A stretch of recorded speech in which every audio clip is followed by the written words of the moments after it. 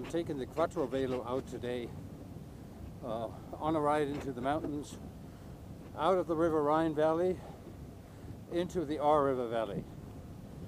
And I use this to show you a bit about the Quattrovelo, talk about how it is to ride, show you some of the technical specifications.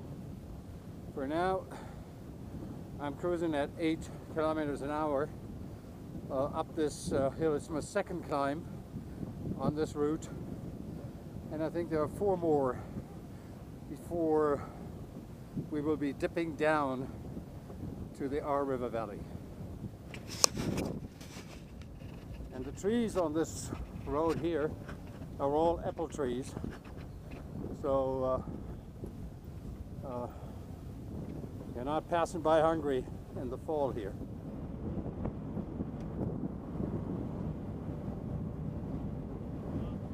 That was the second climb. Now comes the second downhill.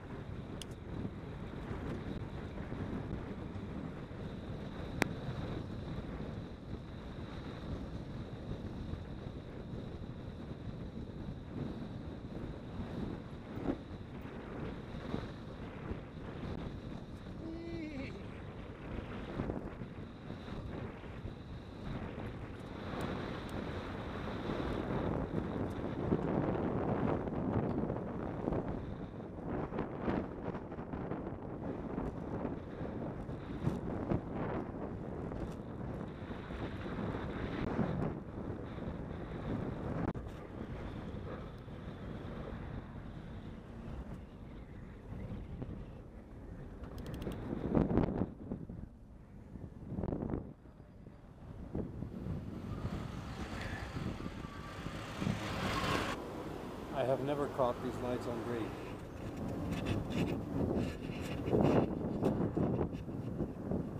So this is the end of the next climb.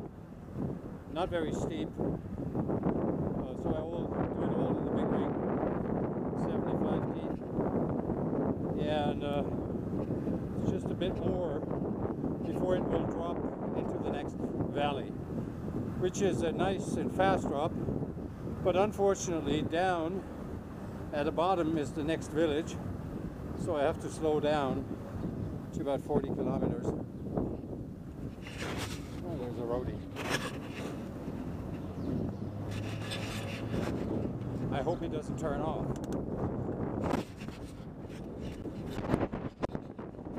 On to the next downhill. Okay, here we go.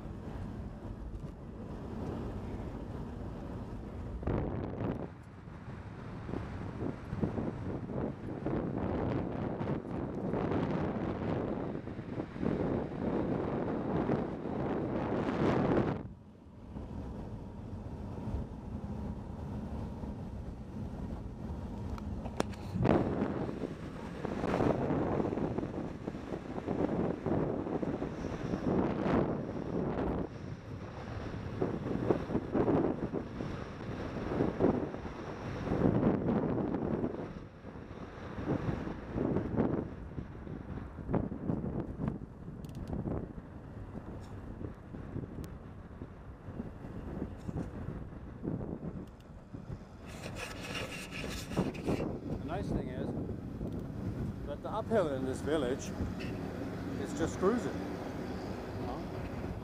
I had to pull the brakes even.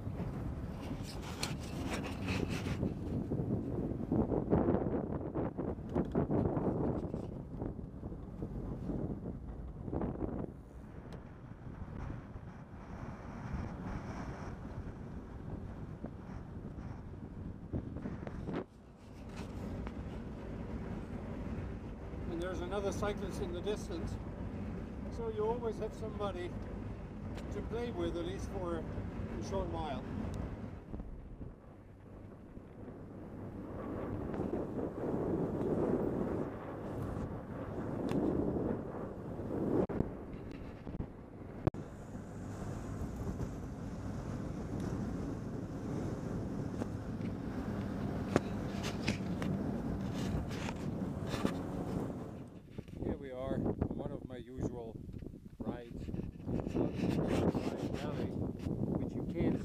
way back in the distance, where you see that these hilltops to the left and right of the bell tower of the church in the village there.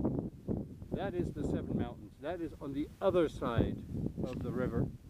I'm coming from down the river up here, and I'm going into this mountain, these mountains over there.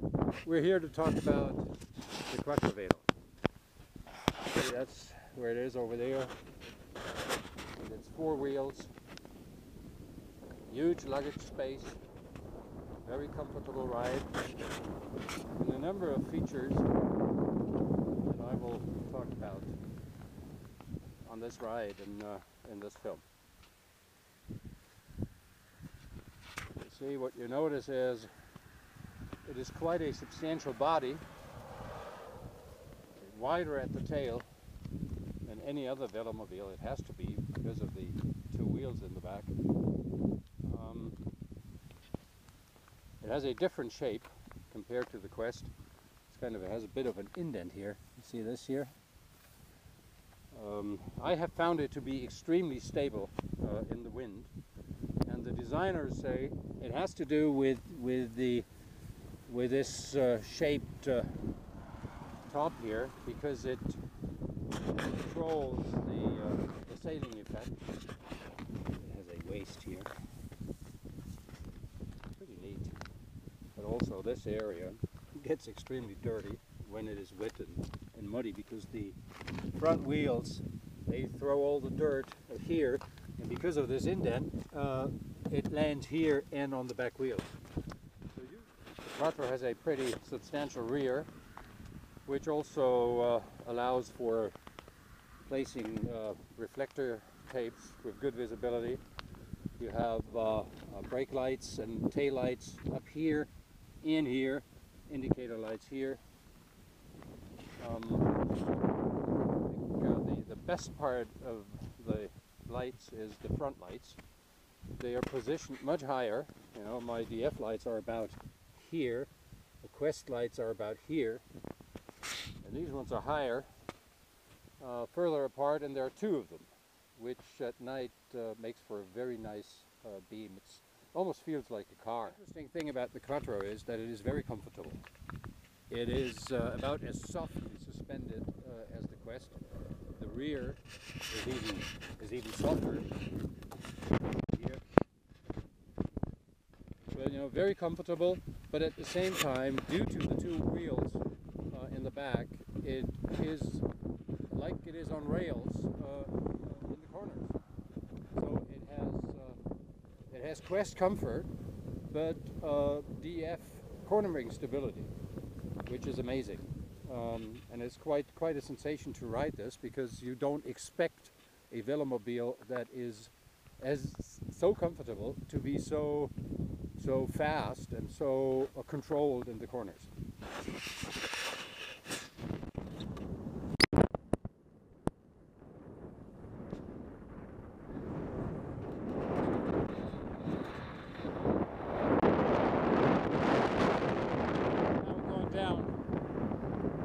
Stop for more talking about the Quattrovelo.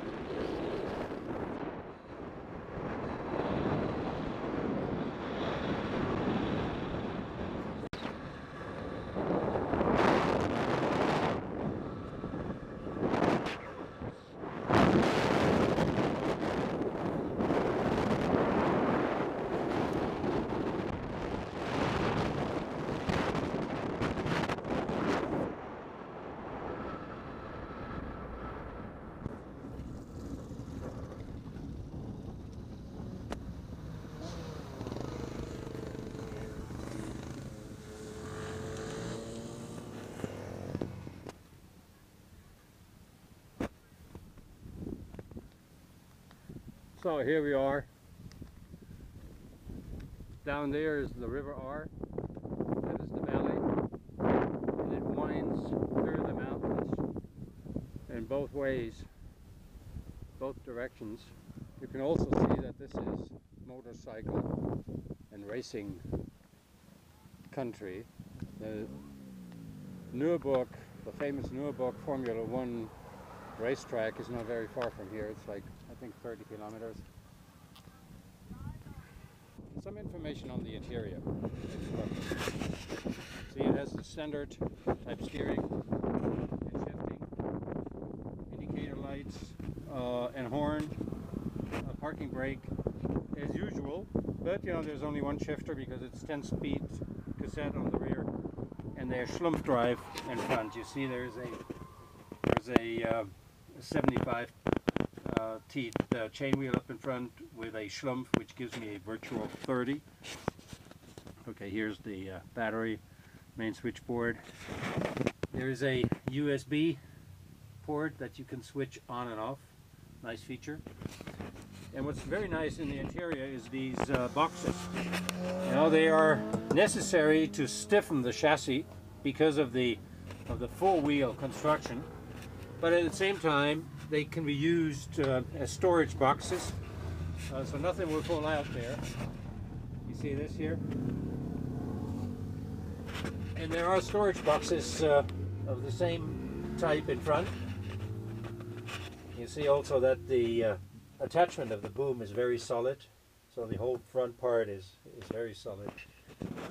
This whole body of the Quattrovelo is very solid. It weighs around 33 to 35 kilos, but when you think of it, how much material is going into the build, it's amazingly light, I think. Okay, now this is the seat.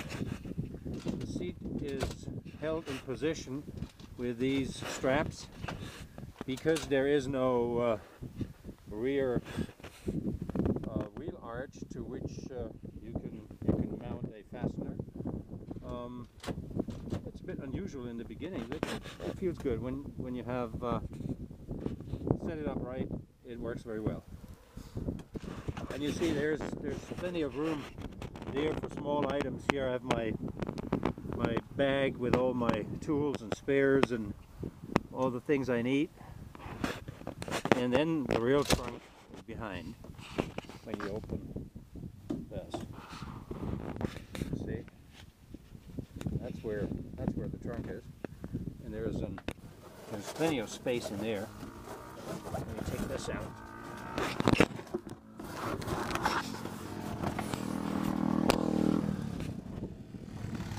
See all that space?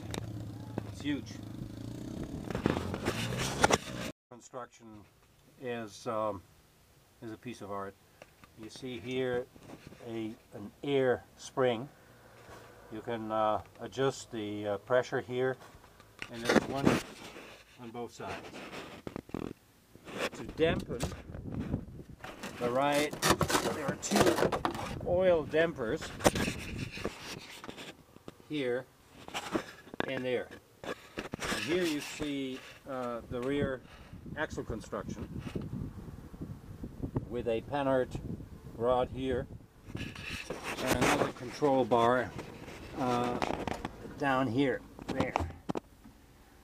Here's the cassette. And the amazing thing, it is a double freewheel system, so both rear wheels are driven, and always the one wheel rolling more slowly will get the power, which means that on an uphill, I've taken it up and slippery steep hills, and you always have traction. Sometimes you feel when the traction is shifting to just one wheel with a just tiny little bit of see all the motorcycles here. Usually on a weekend there are thousands of motorcycles in the mountains around here. You can feel it when the load shifts onto one wheel, but it's amazing how much traction you have. And I've ridden up mountains with the Durano slick tires, feeling very comfortable. Better climbing than on my other velomobiles. See, the tricky part is these fasteners here, they have to be really fast. Otherwise, you know, there will be some movement in the axle, and that's not good. The construction also allows to mount disc wheels here and there, so you can have all four wheels braked. It's also nice to see that the hub has a dam guard to hold it up and control the movement. You see, you can exchange the hub here with another one that goes further to the front and kind of covers the head of the rider. And in order to make it easier to switch between the hubs, you just unbolt it here and disconnect the light here, and you mount the other hub. So this Quattrovelo easily takes all the luggage that you want to take on a self-supported ride of several weeks. I think it probably takes more luggage than you ever would want to take on a vacation. But you know, this is also a shopping bike. This does all your weekend shopping.